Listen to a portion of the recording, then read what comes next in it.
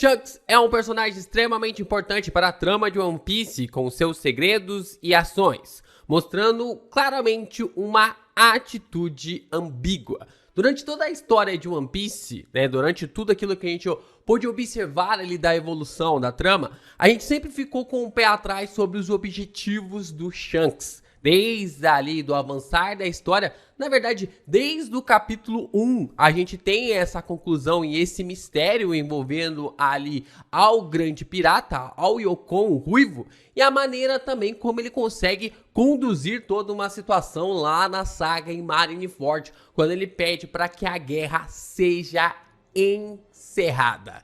Mas agora, com sua disposição revelada nos últimos 200 capítulos, demonstra assim para nós que Shanks parece ter muito mais segredos do que esperávamos.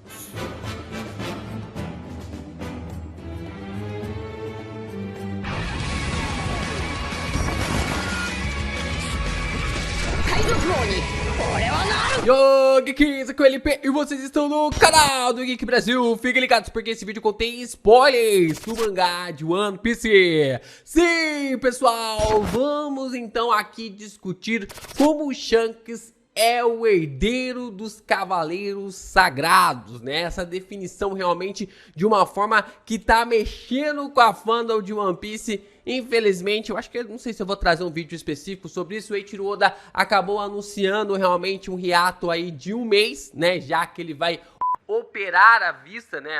Do astigmatismo.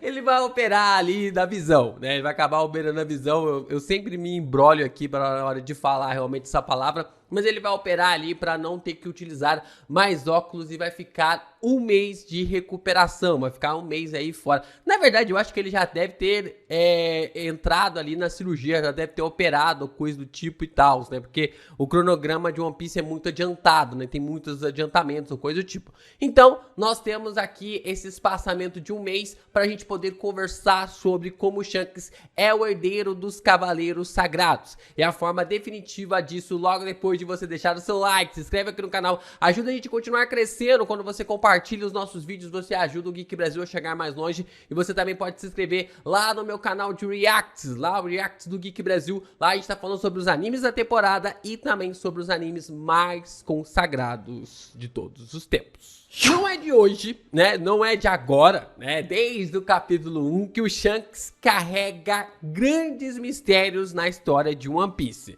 Desde capítulo 1, o Shanks, ele tem essa aura misteriosa para os leitores, né? Desde quando a gente observou ele olhando ali para o Rei dos Mares, né? E meio que tipo assim, lhe espantando apenas com o olhar. Que tipo de poder foi aquele? Eu fico pensando, os primeiros leitores de One Piece, quando abriram ali a edição da Weekly Shonen Jump, né? Quando o lançamento realmente da primeira obra, da primeira edição de One Piece ali na história, pensando, caraca, que tipo de poder esse cara tem para poder realmente espantar um ser desse tamanho com apenas um olhar. E aí, sei lá, quantos mil capítulos depois, a gente ficou sabendo que se tratava ali do Haki do Conquistador. Mas o Shanks, ele tem vários mistérios, né? Ele tem várias indagações que permeiam ali o personagem, né? Como a possibilidade de ter parado o Kaido, né? O Kaido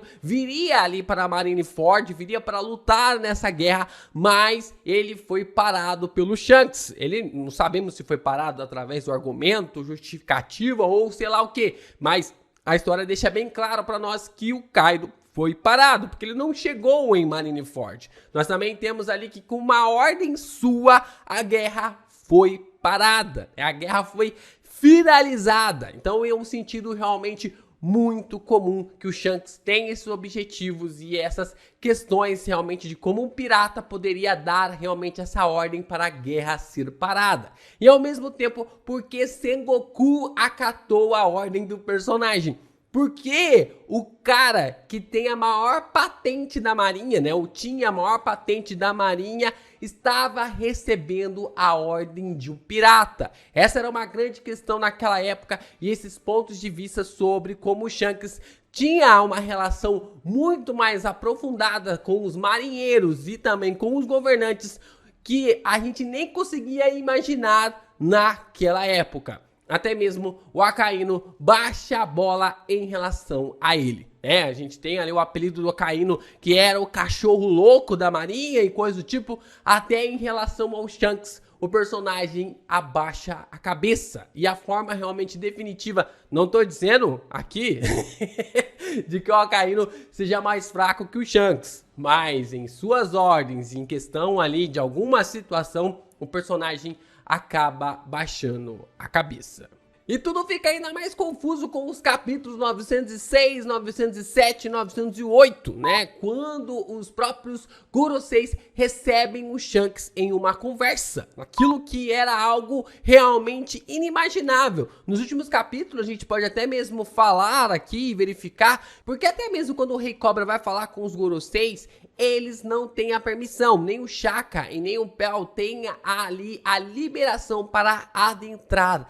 E se guardiões, guarda-costas não têm ali a permissão para entrar neste lugar, por que um pirata teria essa capacidade? Por que Aramaki recuou ao sentir o poder do Shanks? Por que o Aramaki não foi confrontar ali, já que ele era o posto de um almirante, por que ele não foi confrontar o Shanks? Seria apenas medo? Seria apenas ali a pressão absurda, o medo da pressão absurda que ele havia sentido do Yokon, através ali até mesmo de questões sobre as vozes de todas as coisas que estaria conectado ali ao Ruivo? Será que era apenas isso ou porque tinha alguma coisa a mais? E porque somente agora o Shanks parece querer o One Piece? Porque só quando ele viu a imagem de Nika nos jornais ele decidiu agir. Essa é uma grande questão realmente relacionada ao Ruivo para mostrar essa ambiguidade. O Shanks, ele é um personagem ambíguo, ele está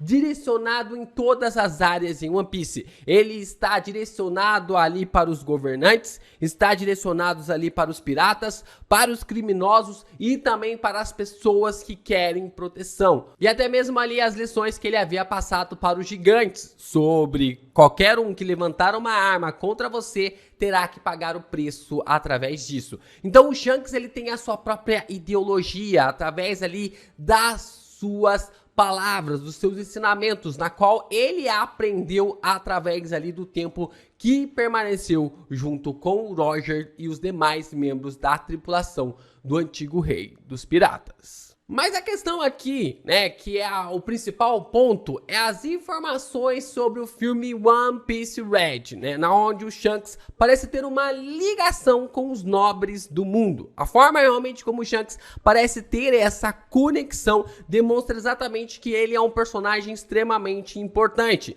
Lembram da capa que eu tinha mostrado para vocês no capítulo 581, quando o Shanks está configurado ali, fazendo uma aliança com o Bug? A permissão realmente na qual os dois personagens na figura já de adultos estão realmente bebendo sake, que hoje, observando no decorrer da história do mangá, é quase impossível a gente observar o próprio Shanks tomando ali sake com o Bug. Então, exatamente isso é o ponto na qual o Shanks, ele tem realmente essa amizade com pessoas de boas índoles em questão em geral no mundo de One Piece. E com essa figura realmente se aproximando cada vez mais da origem do Shanks, estar conectado com a nobreza mundial de One Piece, demonstra exatamente o caráter diferenciado do personagem. Só que a forma como ele foi criado entre piratas mostra exatamente como o personagem tem uma imagem diferente deles.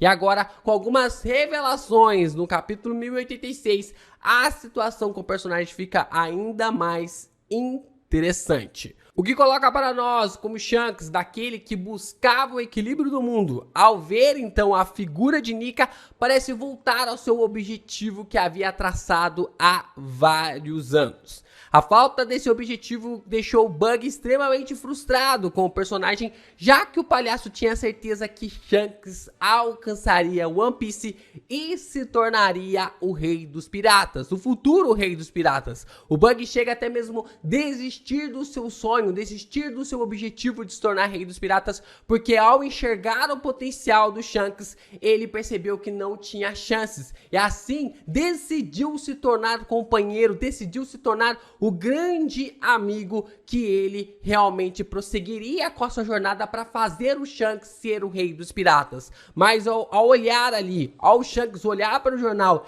e ver que a figura de Nick estava de volta ao mundo, a gente percebe que alguma coisa aconteceu, alguma coisa despertou, e provavelmente isso está ligado e centralizado à fala do Roger para ele, que por algum motivo lhe fez chorar. O motivo dele não ser escolhido por Joy Boy, o motivo dele não poder se tornar o rei dos piratas, o motivo dele de não poder alcançar o One Piece e entrar em Laugh Tale, não sabemos. Nós definitivamente não sabemos, mas alguma coisa dessa fala, dessa conversa do Roger com o Shanks fez o personagem mudar. O que faz a gente voltar com as informações que nós ficamos sabendo através do capítulo 1086. Com o Shanks realmente sendo essa figura central, sendo o herdeiro do governo mundial através dos Cavaleiros Sagrados, mostra exatamente por que ele esteve buscando esse equilíbrio. E agora, com a manifestação do Joy Boy, todas as peças estão em seus lugares, como exatamente há 800 anos. Agora a imagem da sua família entra em ação mais uma vez, deixando ali em off por todos esses anos em uma luta contra o Xebec, em um combate realmente na qual o Xebec realmente acabou ali com os Goroseis. Não sabemos, mas a figura de Nika agora está espalhada pelos 4 cantos do mundo de One Piece. O Guerreiro Branco voltou a entrar em ação. Assim como há milhares de anos, como nós vimos no último episódio de One Piece lá no canal do Reacts do Geek Brasil, a forma desperta de Nika está quase chegando no anime, e no mangá a gente já presenciou esse lugar, esse momento, né, no tempo que a gente tanto festejou e que o Vegapunk falou pra nós que nos últimos capítulos tem ali o nome de Guerreiro Branco. E aqueles, os Cavaleiros Sagrados, que carregam a vontade de Imu-sama, lutarão com todas as forças para impedir o retorno do grande guerreiro da libertação.